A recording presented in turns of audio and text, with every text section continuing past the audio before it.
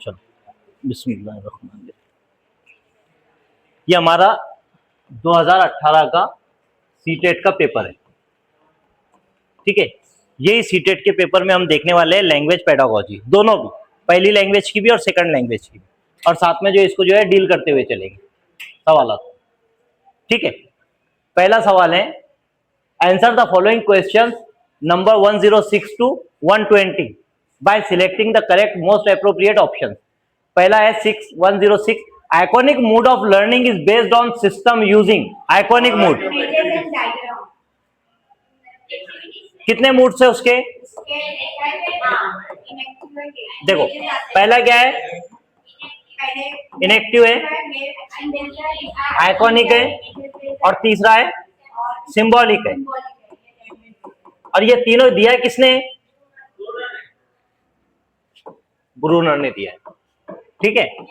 Iconic mood off learning is based on system of using images and diagram, pedagogy question. While reading for comprehension, we understand that some pairs are examples of homograph. homograph की है, होमो मतलब एक जैसा और graph मतलब लिखे हुए, ठीक है। Which one of the following is a homograph?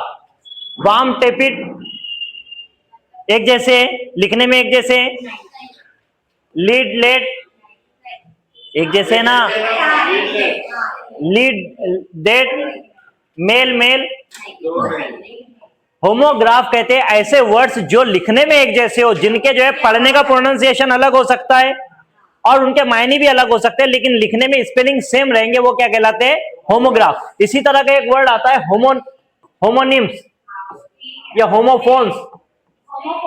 Homophones मतलब क्या, ऐसे वर्ड जो पढ़ने में एक जैसे रहेंगे लेकिन उनकी आवाज अलग रहेगी। जैसे मिसाल के तौर पर नो और क्या है, नो, दोनों की आवाज एक जैसी है लेकिन स्पेलिंग अलग अलग है, इनको कहते हैं होमोफोन्स, और वो है होमोग्राफ। हाँ, right right. A side word is a vocabulary item, side words, हाँ, दो वर्ड होते हैं, एक होता है साइड वर्ड और एक होता है फंक्शन वर्ड। साइड वर्ड और फंक्शन वर्ड।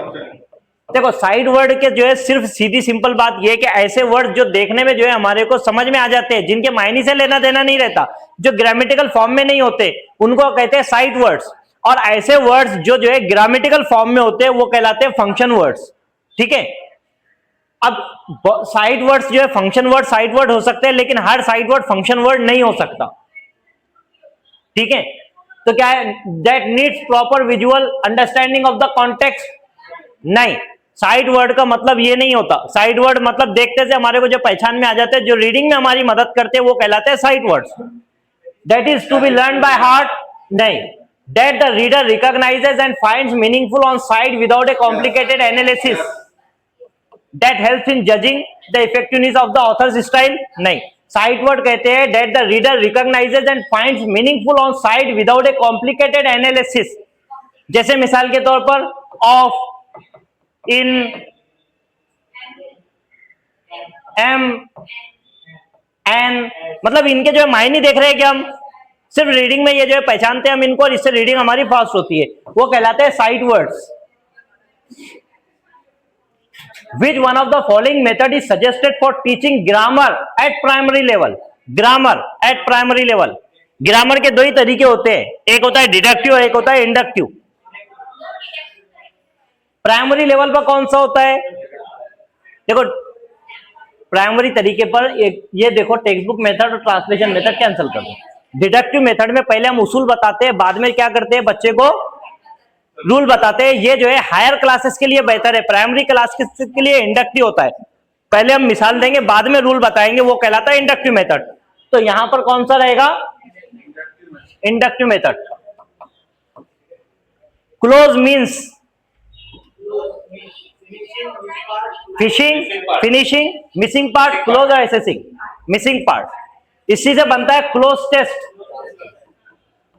क्लोज टेस्ट इसमें क्या करते हैं, जैसे मिसाल के तौर पर नो, यहां पर क्या खाली है, तो जो मिसिंग पार्ट रहता है वो क्या कहलाता है, क्लोज।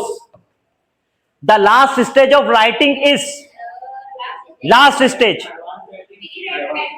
देखो फ्री राइटिंग नहीं, गाइडेड राइटिंग और कंट्रोल राइटिंग एक ही होती है। इसमें टीचर क्या करता है, अपने तौर पर गाइड करता है, मतलब बच्चा बंधा हुआ रहेगा, जितना बोलेगा उतना ही पढ़ाएगा, पढ़ेगा, लिखेगा, वो क्या कहलाता है, कंट्रोल राइटिंग। गाइडेड राइटिंग के टीचर गाइड कर रहा है। एडवांस राइटिंग जो इसकी क्या है, फाइनल स्टेज है। फाइनल स्टेज क्या है इसकी, advance writing. The procedure of alphabetical method, alphabetical method में पहले जो है अल्फाबेट पढ़ाएंगे, फिर उसके बाद में वर्ड्स पढ़ाएंगे, फिर उसके बाद में फ्रेजेस, सेंटेंसेस, इस तरह जाएंगे। वो तरतीब क्या कहलाती है, अल्फाबेटिकल मेथड। मतलब बच्चे को जब हम सिखा रहे हैं तो पहले क्या करेंगे, अल्फाबेट पढ़वाएंगे। तो कौन सा है, लेटर, वर्ड, फ्रेजेस, सेंटेंसेस, सही है। वर्ड, फ्रेजेस नहीं, अल्फाबेट कहाँ है, लेटर, वर्ड, डायरेक्ट सेंटेंसेस के बाद पैराग्राफ आया, फ्रेजेस नहीं, ठीक है। Letter, word, phrases, paragraph, direct paragraph आया, ठीक है। अल्फाबेट मेथड की जो है ये तरतीब है, लेटर्स, वर्ड्स, फ्रेजेस, सेंटेंसेस और फिर बाद में पैराग्राफ पढ़ेगा बच्चा। वो तरीका क्या होगा,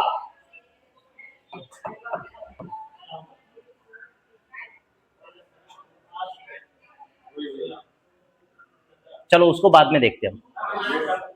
you ask what has my government done for you, तुम पूछते हो what has my government done for you, कि मेरी गवर्नमेंट ने तुम्हारे लिए क्या किया। I can answer in 2 words a lot, मैं ज्यादा से ज्यादा 2 अल्फाज में बता सकता हूं। जब भी इस तरह का जुमला है जिसमें जो है वो ऐसा, देखो ये चीज जो है ना एक्सप्लेनेटरी नहीं है, एक्सप्लेन नहीं कर रहा है, वो शॉर्ट कर रहा है चीज को, बराबर। प्रॉम्प्ट मतलब क्लूज वगैरह दे रहा है, कि क्लूज दे रहा है, किसी तरह का हिंट दे रहा है, नहीं। स्पेलाइज्ड भी नहीं है, ये है रिटोरिकल। रिटोरिकल के ताल्लुक से 2 चीजें बात में रखना। सबसे पहले जब भी ये चीज होगी तो उसमें सबसे वाला आंसर ये रहेगा कि जो तुम्हारा जो है बोलने वाला है उसको आंसर पता है, वो जानबूझकर अपना जो है शो ऑफ करने के लिए जो चीजें बता रहा है वो कहलाता है रिटोरिकल। समझ में आए, जैसे मिसाल के तौर पर इस जुमले में उसको पता है कि गवर्नमेंट ने क्या किया, वो अपनी बात को शो ऑफ करने के लिए क्या बता रहा है, हाँ, कि मैं 2 वर्ड में तुम्हारे को बताऊंगा। या इस तरह का कोई जुमला या इस तरह का कोई सवाल, जैसे मिसाल के तौर पर तुमने मेरे साथ ऐसे किया, ये नॉर्मल जुमला हो गया। How can you do that to me, तुम मेरे साथ ऐसा कैसे कर सकते हो, ये रिटोरिकल। समझ में आया, मतलब अपनी बात में इफेक्ट पैदा करने के लिए हम जो अल्फाज को इस्तेमाल करते हैं वो क्या कहलाता है, रिटोरिकल। तो यहां पर क्या है हमारा जवाब, रिटोरिकल।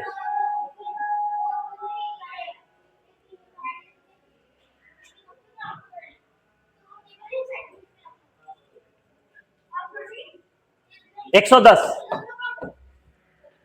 फ्लावर एंड हाइस regarded which one of the following skills as problem creating and solving skills।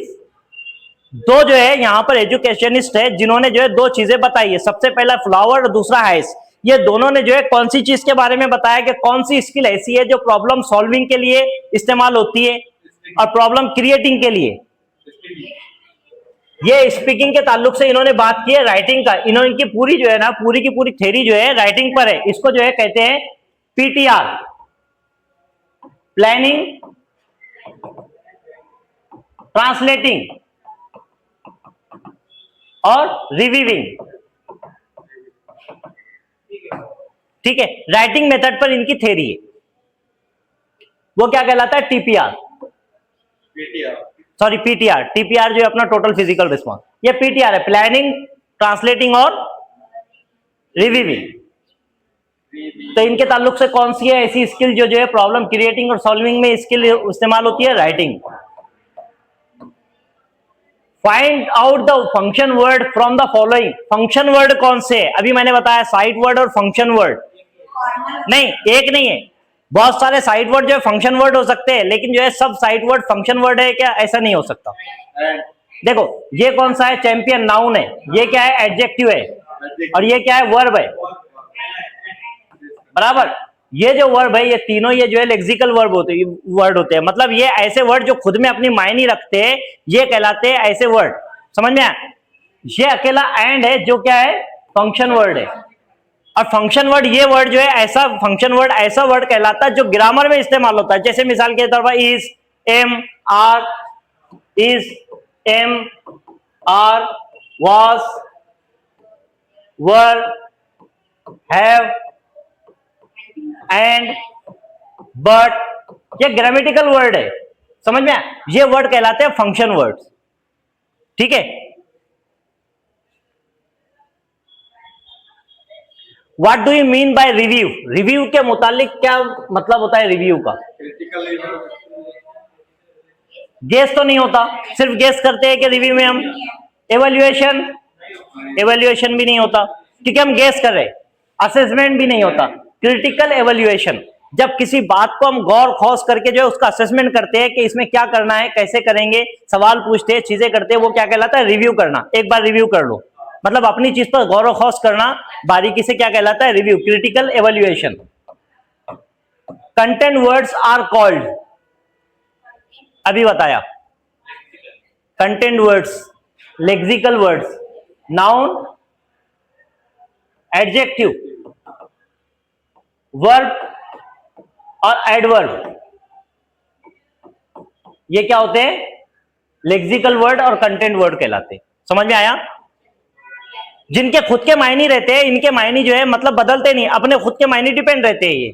जैसे मिसाल के तौर पर कोई जो है हैंडसम, हैंडसम का मतलब क्या है? खूबसूरत, या फिर जो है कोई जो है वेल डेवलप्ड, उसके बाद में जो है कोई दूसरा वर्ड हो गया जैसे चैंपियन, ये खुद में नाम है, इसका खुद के मायने की जरूरत नहीं है, ये कहलाते हैं content word. Noun, noun, adjective, adverb और वर्ब कंटेंट वर्ड कहलाते हैं। इनको जो है क्या कहते हैं हम? Lexical words. According to observation in the national curriculum framework NCF, English is a dash language. NCF 2005 में इंग्लिश क्या है? हाँ, सेकंड लैंग्वेज, फॉरेन लैंग्वेज भी नहीं, फर्स्ट लैंग्वेज भी नहीं और ग्लोबल लैंग्वेज भी नहीं। देखो ग्लोबल लैंग्वेज का तो कोई कंसेप्ट है ही नहीं। फर्स्ट लैंग्वेज जो है, मैंने बताया कि इंग्लिश पूरे भारत में कहीं भी फर्स्ट लैंग्वेज नहीं है। हर स्टेट में जो है अपनी खुद की मादरी जबान है, इंग्लिश फर्स्ट लैंग्वेज नहीं है। दूसरी बात, फॉरेन लैंग्वेज अगर से ये होती तो ये कब इंट्रोड्यूस होती? सेकेंडरी स्टेज पर, मतलब सेकेंडरी से पहले आ गई, इसका मतलब क्या है? ये सेकंड लैंग्वेज। देखो थ्री लैंग्वेज फॉर्मूला जो है हमारा, थ्री लैंग्वेज फॉर्मूला TLF, ये TLF में तीन लैंग्वेजेस है। सबसे पहला हमारी मादरी जबान, नेटिव लैंग्वेज, होम लैंग्वेज जिसको हम कहते हैं, या L1, ये चारों नाम इसी के। एक दूसरा जो है रीजनल लैंग्वेज, बराबर।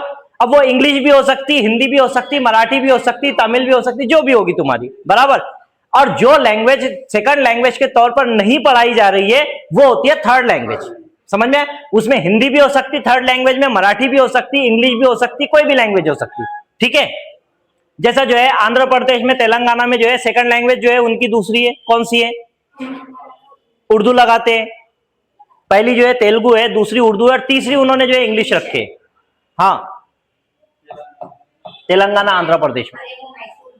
रीड द एक्सचेंज, ये जो है दो लोगों की कन्वर्सेशन है। Teacher, shall we go out to the garden and find out the names of those flowers near the corridor? Shall we, ठीक है। Shall we go out to the garden and find out the names of those flowers near the corridor? Student, yes, yes, yeah. Teacher, yes, madam, please. क्या conversation से पता चल रहा है हमारे को?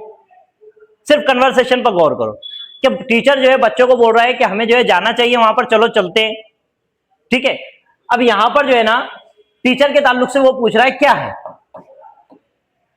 Relates language function with politeness, language के function को पोलाइटनेस से पेश कर रहा है।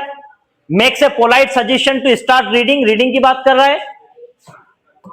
कंफर्म द स्टूडेंट्स रिक्वेस्ट, बच्चों ने रिक्वेस्ट किया, उसमें नहीं किए, वो तो टीचर बोल रहा है। Offers an alternative language activity, नहीं। अल्टरनेटिव लैंग्वेज की बात कहां कर रहा हूं? मतलब इंग्लिश के अलावा दूसरी कोई लैंग्वेज की बात कर रहा है? नहीं। यहां पर जो है ना एक चीज इंपॉर्टेंट है, वो है relate language function with politeness. यहां पर जो वर्ड है ना, यहां पर जो वर्ड है shall we, shall we politeness के लिए इस्तेमाल होता है। जैसे मिसाल के तौर पर जो है हमें चलना चाहिए, मतलब ज्यादा फर्क नहीं आता है, लेकिन ये सिर्फ जो है ना स्ट्रक्चर का फर्क। जैसे मिसाल के तौर पर विल वी गो, हम चलेंगे, और यही जुमले को हम बोलते हैं कि शैल वी गो, हमें चलना चाहिए। दोनों में फर्क आ रहा है, तो ये इससे पोलाइटनेस झलकती है, इस वजह से शैल वी से जो है टीचर ने इस्तेमाल किया लफ्ज को, shall we. Student, yes please. Teacher, yes madam please. Teacher, relates language function with politeness, language function का इस्तेमाल कैसे करता है? वो पोलाइटनेस के साथ में करता है। विच one of the following helps in learning the second language without using the printed text, मतलब किताब का इस्तेमाल किए बगैर कौन से तरीके से जो है पढ़ाएंगे। Natural approach, listening, speaking, reading, writing. तो रीडिंग और राइटिंग कहां से करेंगे, मतलब ये तो गया, ठीक है। लैंग्वेज इमर्शन, लैंग्वेज इमर्शन कहते हैं सिर्फ एक लैंग्वेज बोलना। देखो लैंग्वेज इमर्शन का मतलब समझ में आया। लैंग्वेज इमर्शन मतलब कि अगर से मैं बोलूं लैंग्वेज इमर्शन तो वो बोलते हैं लॉक एंड की। हाँ, मतलब मैं इंग्लिश में जो है अब हर चीज मैं इंग्लिश में बोलूंगा। लैंग्वेज इमर्शन का मतलब होता है ऐसा वातावरण, ऐसा माहौल तैयार करना जहां पर बच्चे सिर्फ और सिर्फ इंग्लिश में बोले और इंग्लिश में ही सुने और इंग्लिश ही समझे। वो तरीका क्या कहलाता है, लैंग्वेज इमर्शन कहलाता है। हम मिसाल के तौर पर डायरेक्ट मेथड जिसको बोलते हैं, मतलब सिर्फ लैंग्वेज का ही इस्तेमाल करना। लेकिन लैंग्वेज इमर्शन सिर्फ इंग्लिश लैंग्वेज का ही इस्तेमाल करना, या टारगेट लैंग्वेज जो लैंग्वेज हम सिखा रहे उसी के लैंग्वेज बच्चे सुने, उसी को बोले और हम भी उसी को बोले और सारी एक्टिविटी उसी में परफॉर्म हो, वो क्या कहलाता है, language immersion. Grammar translation method, दो लैंग्वेजेस इसमें इस्तेमाल होगी, दो लैंग्वेजेस इस्तेमाल होगी। पहले तो जो है हाँ ट्रांसलेशन होगा, फिर उसके बाद में जो है मदर टंग में ट्रांसलेशन होगा, फिर दूसरे इसमें ट्रांसलेशन होगा टारगेट लैंग्वेज में। ये दोनों भी नहीं, इसमें भी प्रिंटेड टेक्स्ट का इस्तेमाल हो रहा है। देखो पहले इसमें क्या होता है, रीडिंग और राइटिंग में प्रिंटेड टेक्स्ट का इस्तेमाल होगा। लैंग्वेज इमर्शन में भी जो है क्या करेंगे हम, प्रिंटेड टेक्स्ट का ही इस्तेमाल होगा, क्योंकि जो है बच्चे को कुछ वर्ड या एक्टिविटी देना है तो बच्चे कैसा देखेगा, लिखना ही पड़ेगा। ग्रामर ट्रांसलेशन मेथड में दो लिस्ट मिलती है, एक इंग्लिश के मायने की, एक उर्दू के मायने की, और दोनों को जो है हम ट्रांसलेट करते हैं। सिचुएशनल अप्रोच में जो है हमारे को प्रिंटेड टेक्स्ट का इस्तेमाल नहीं करना होता। सिचुएशनल अप्रोच में जैसे मुझे जो है कोई शख्स आकर बोल रहा है, मुझे जो है बोलना है कि बैंक में जाकर मुझे जो अकाउंट खोलना है, तो मुझे लिखकर देने की क्या जरूरत है। हाँ, सिचुएशनल अप्रोच जिसको हम बोलते हैं, मतलब सिचुएशन के हिसाब से बच्चों को तोंडी तौर पर जो है सिर्फ प्रैक्टिस कराई जाए, वो क्या कहलाता है, सिचुएशनल अप्रोच। जैसे मिसाल के तौर पर मुझे बोलना है कि जो है पानी दो, गिव मी अ वाटर, या give me the glass of water, ये क्या हो गया, सिचुएशनल अप्रोच है। सिचुएशन के हिसाब से जो है मैंने बच्चों को दिया, इसमें प्रिंटेड टेक्स्ट का इस्तेमाल नहीं होता।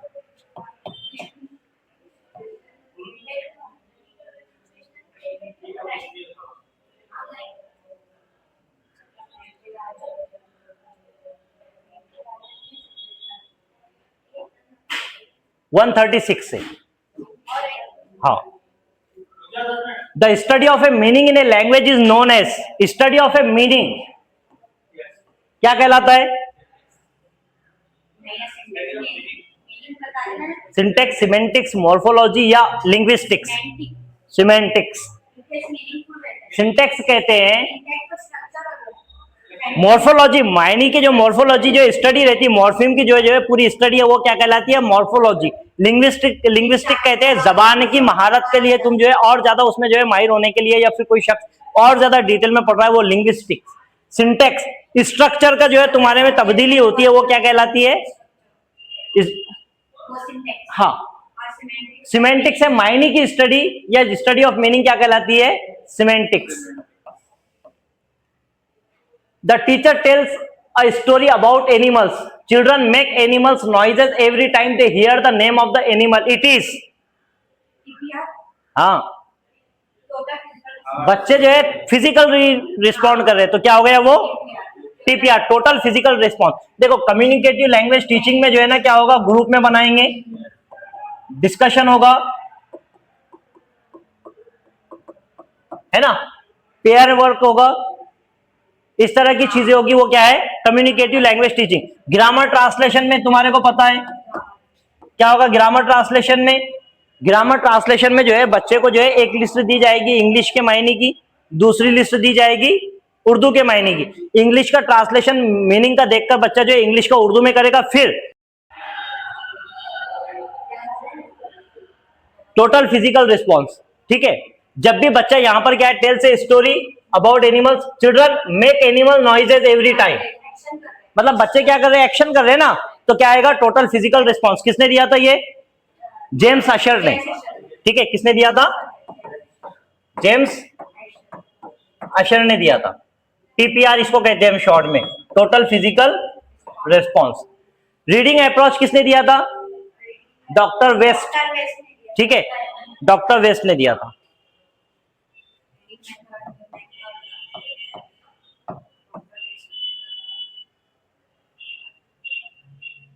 any of a wide variety of exercises, activities or devices used in the language classroom for realizing lesson objectives is known as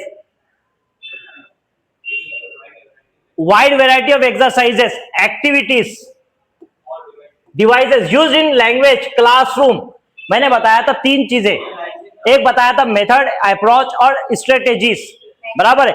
method approach का मतलब होता है जो सिर्फ एजम्पशन है, थ्योरी है, जब उनको उसको प्रैक्टिकली यूज करते हैं तो वो बन जाता है मेथड, और वो मेथड को हम जब क्लासरूम में इस्तेमाल करते हैं तो वो कहलाता है स्ट्रेटेजीज। ठीक है, क्या कहलाता है? स्ट्रेटेजी। यहां पर जो है मेथड है क्या, अप्रोच है क्या, सिलेबस है क्या, टेक्निक, इसको और क्या कहते हैं? स्ट्रेटेजी भी कहते हैं। ठीक है, क्लासरूम में पढ़ाने के लिए हम तरीका नहीं इस्तेमाल करते, मेथड के लिए क्या इस्तेमाल करते हैं? Strategy.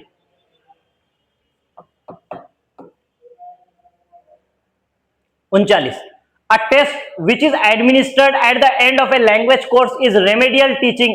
for remedial teaching is, remedial teaching के लिए जो टेस्ट इस्तेमाल होगा कौन सा रहेगा? Diagnostic test. डायग्नोस्टिक टेस्ट में जो है ना डॉक्टर जाएगा, पहले जो है क्या करेगा, बीमारी का पता लगाएगा, उसको ठीक करने के लिए फिर रेमेडी क्या करेगा, प्रिस्क्रिप्शन देगा, वो कहलाती है रेमेडियल टीचिंग। डायग्नोस्टिक टेस्ट में क्या करेगा, पहले डायग्नोस करेगा कि उसका प्रॉब्लम क्या है, वो प्रॉब्लम का पता होने के बाद फिर रेमेडियल टीचिंग होगी, वो चीज को दूर करने के लिए टीचिंग होगी। ठीक है, प्लेसमेंट टेस्ट नहीं होता, अचीवमेंट टेस्ट जो है निगेटिव वर्ड है, ये साल के आखिर में होता, समेटिव होता, मेमोरी टेस्ट भी नहीं होता, ये भी निगेटिव है। उसके बाद which of the following methods of teaching cannot be used interchangeably with each other? कौन सा मेथड एक दूसरे के साथ में इस्तेमाल नहीं कर सकते? Reference method. रेफरेंस मेथड को हम इस्तेमाल कर सकते हैं दूसरे मेथड के बीच में। इंसिडेंटल मेथड, किसी चीज के इंसिडेंट, या डायरेक्ट मेथड को नहीं इस्तेमाल कर सकते। क्यों? क्योंकि जो है ना डायरेक्ट मेथड क्या है, सिर्फ एक ही लैंग्वेज को फोकस करता है, मदर टंग उसमें बिल्कुल भी यूज नहीं करना है। बल्कि कोई चीज में अगर हम रेफरेंस के तौर पर जो है उर्दू लैंग्वेज का रेफरेंस दे सकते हैं बच्चों को। इंसिडेंटल मेथड में कोई सिचुएशन के बारे में, इंसिडेंट के बारे में बताया, उर्दू यूज कर सकते हैं। कोरिलेट मेथड में बच्चों के रियल लाइफ से जोड़कर पढ़ाना है तो मदर टंग का यूज कर सकते हैं। डायरेक्ट मेथड में हम कोई दूसरा मेथड इस्तेमाल नहीं कर सकते, क्योंकि लैंग्वेज का हम दूसरा इस्तेमाल कर ही नहीं सकते।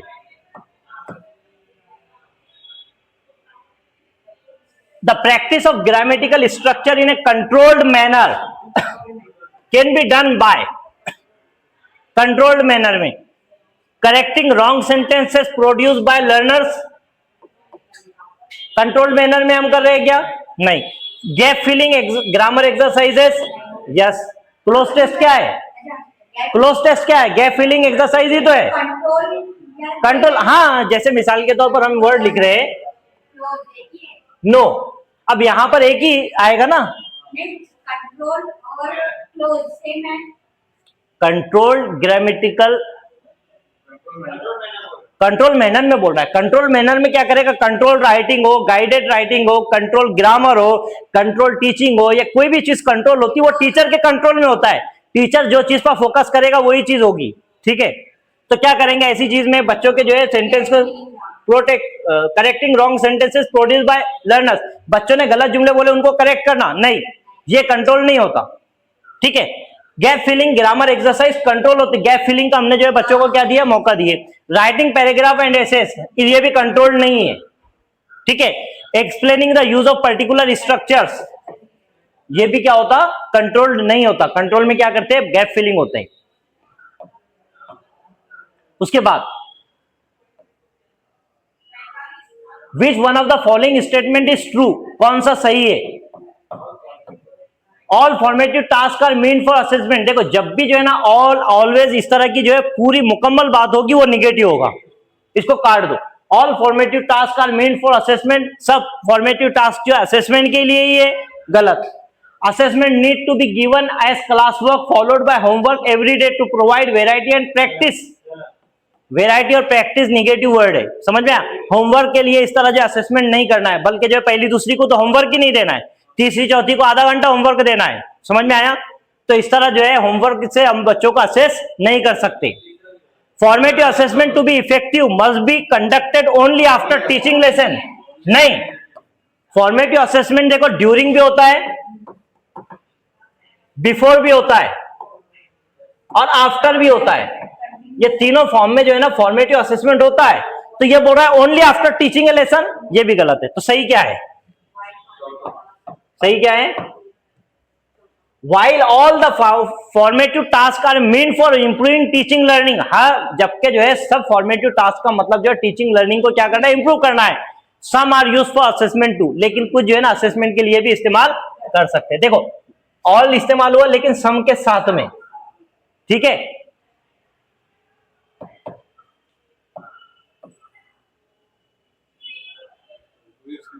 ये हो गया अपना।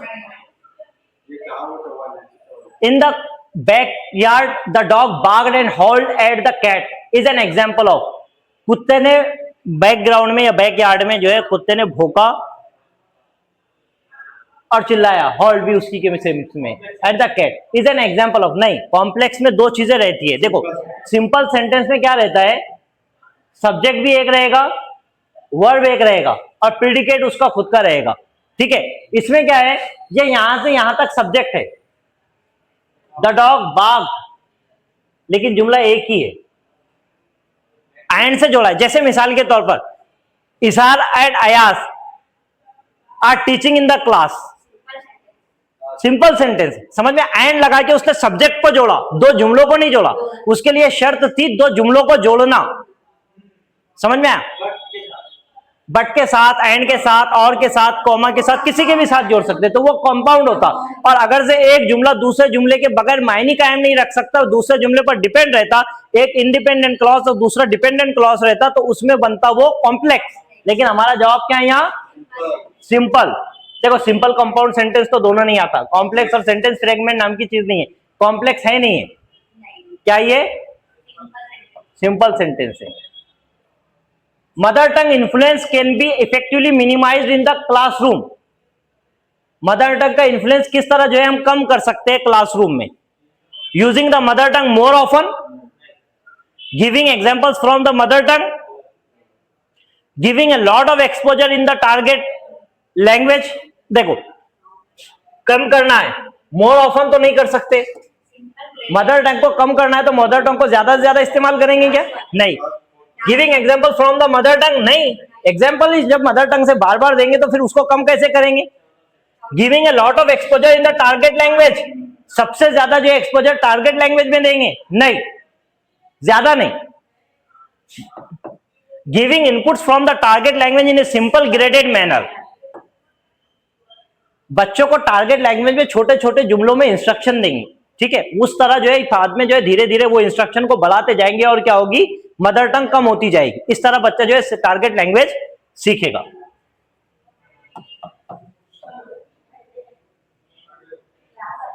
Which one of the following sentences is a result of error arising out of translation from our language to another? Which one of the following sentences is a result of error arising out of a translation from our language to another language? एक language से दूसरी language में translation करते वक्त कौन सा जो है गलती हो सकती है? देखो पहला जुमला है the teacher is giving examination, पहला जुमला हम बोल रहे हैं कि टीचर एग्जाम दे रहा है, इसको इंग्लिश में ट्रांसलेशन करें तो क्या होगा? टीचर इज गिविंग एग्जामिनेशन, बराबर है, ये सही है।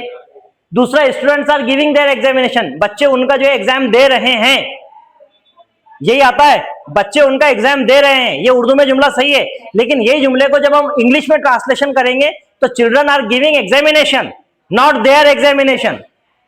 देयर एग्जामिनेशन नहीं आएगा, सिर्फ एग्जामिनेशन आएगा। स्टूडेंट्स आर गिविंग एग्जामिनेशन, समझ में आया? ये ट्रांसलेशन करते वक्त में क्या होगा? ये खामी आएगी। My joy knew no bounds, ये भी सही है, मेरी खुशी की कोई हद नहीं है, कोई इंतहा नहीं है। इसको जो इंग्लिश में ट्रांसलेशन करें तो कैसा आएगा? My joy knew no bounds. Are you going by the train, क्या तुम ट्रेन से जा रहे हो? ये भी बिल्कुल सही है। सिर्फ एक ही जुमला आता है यहां पर।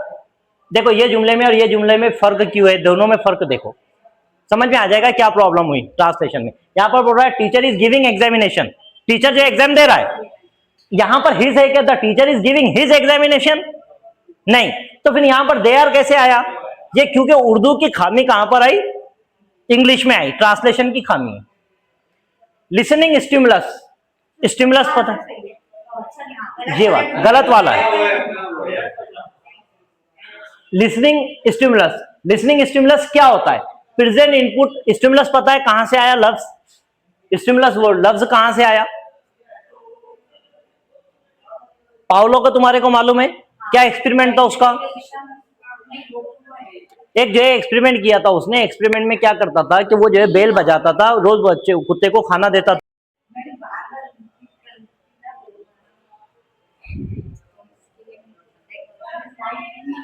देखो लिसनिंग स्टिमुलस, स्टिमुलस कहां से लफ्ज आया पता है? पाउलो जो है अपने जो है कुत्ते को पहले जो है खाना देता था, खाना देने से पहले बेल बजाता था, फिर खाना देता था, बेल बजाता था, खाना देता था। बेल बजाकर खाना देने की वजह से कुत्ते के जहन में ये चीज आ गई कि मुझे जो है खाना मिलता है बेल बजाने के बाद।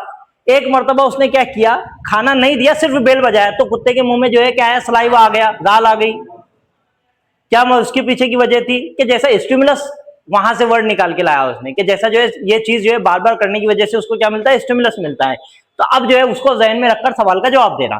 Present input to separate group of student who gather again to share it, is listening to a good commentary to review it, enables student to discuss a set of criteria that they prioritize to complete and present a task, present an information gap activity such as giving direction। Gap activity उसने खाने में gap दिया ना, fourth वाला उसने क्या किया, Paulo ने क्या किया था, रोज खाना देता था, एक दिन खाने में गैप दिया, तो वो क्या है, स्टिमुलस हुआ ना। इसी वजह से जो है क्या करते हैं एक्टिविटी में, क्या करते हैं कभी कभी, present an information gap activity such as giving direction. हाँ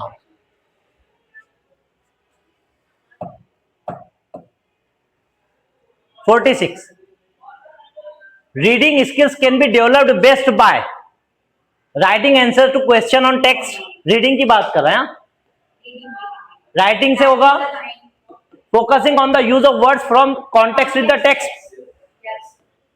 doing vocabulary exercises, doing quizzes and playing word games. नहीं, देखो रीडिंग में जो है ना क्या होता है, मायनी याद नहीं कर सकते तुम, पढ़ते पढ़ते मायनी जो है ना उसके डिक्शनरी से नहीं देखना है, पढ़ते पढ़ते उसके मायनी को उसके कॉन्टेक्स्ट में समझना है। मतलब ये यहां पर क्या मतलब है, मैंने इससे पहले भी बताया था, वर्ड होता है एक स्पोर्ट्स, स्पोर्ट्स का मतलब क्या होता है, खेल, बराबर है। लेकिन जब जो है मैं बोलता हूं दिस शर्ट स्पोर्ट्स यू, ये सूट कर रहा है, तो यहां पर स्पोर्ट्स का मतलब वहां पर हम स्पोर्ट वाला लेंगे क्या?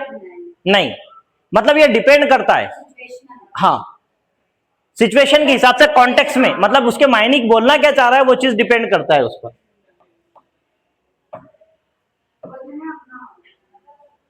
If a language teacher has taught a topic in the class and no student asks question in her class, then maybe, अगर से एक टीचर जो है अपनी क्लास में पढ़ा रहा है और कोई बच्चा उसके क्लास में सवाल नहीं पूछ रहा है, तो इसका मतलब क्या हो सकता है, students are not paying attention. देखो बच्चा कभी गलत नहीं होता, समझ में आया, बच्चा कभी गलत होता है क्या? नहीं, बच्चा कभी गलत नहीं होता। Students are not paying attention, गलत। She had been an excellent teacher, excellent teacher है तो बच्चे क्यों नहीं जवाब दे रहे, ठीक है। Whatever was taught was beyond the comprehension of the students, ये हो सकता, समझ में आया। ऑल देखो, all students are at higher level of, मैंने बताया ऑल जब भी आएगा क्या होगा, निगेटिव होगा। क्यों? क्योंकि जो है ऑल की तरफ झुकाव नहीं होना चाहिए, ऑल, ऑलवेज, समझ में आया, नहीं चाहिए। All the students are at higher level of learning, higher level of learning पर तो उन्होंने ज्यादा सवाल पूछना चाहिए, ठीक है। Whatever was taught was beyond the comprehension of the student, जो भी बच्चों को सिखाया जा रहा है वो उनके सर के ऊपर से चला गया, इस वजह से बच्चे क्या कर रहे, सवालात नहीं पूछ रहे।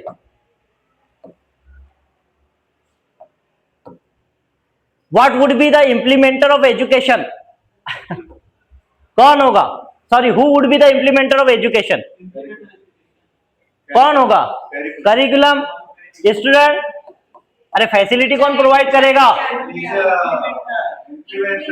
इसको इम्प्लीमेंटर बोलो, इसको जो है गाइड बोलो, इसको मेंटर बोलो, इसको फैसिलिटेटर बोलो, इसको एमकेओ बोलो, समझ में आया, सब मायने में इस्तेमाल होगा, लेकिन कौन इंप्लीमेंट करेगा, टीचर।